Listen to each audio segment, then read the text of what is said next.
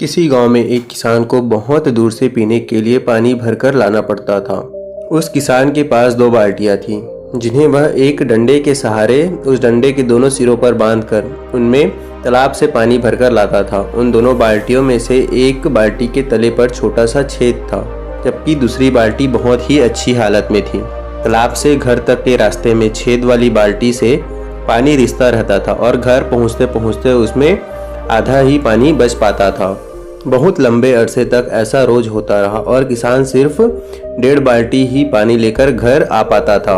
अच्छी बाल्टी को रोज यह देखकर अपने पर घमंड हो गया। वह छेद वाली बाल्टी से कहती थी कि वह एक आदर्श बाल्टी है और उसमें एक जरा सा भी छेद नहीं है और उससे जरा भी पानी नहीं रिसता। छेद वाली बाल्टी को यह सुनकर बहुत दुख होता था और उसे अपनी कमी पर लज्जा भी आती थी। छेद वाली बाल्टी अपने इस जीवन से पूरी तरह निराश हो चुकी थी। एक दिन रास्ते में उसने किसान से कहा, मैं अच्छी बाल्टी नहीं हूँ, मेरे तले में छोटे से छेद के कारण पानी रिसता रहता है और तुम्हारे घर तक पहुँचते पहुँचते मैं आधी पूरी खाली हो जाती हूँ। किसान ने छेद वाली बाल्टी से कहा, तुम क्या देखती हो कि पगडंडी के जिस ओर तुम चलती हो उस ओर हरियाली है और फूल खिलते हैं, लेकिन दूसरी ओर ऐसा नहीं होता।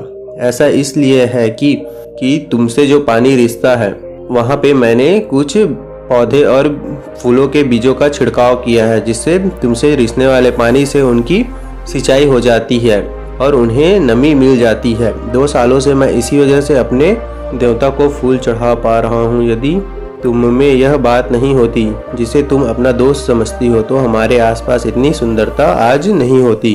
शिक्षा, मुझ में और आप में भी कई दोष हो सकते हैं। दोषों से कौन अछूता रह पाया है।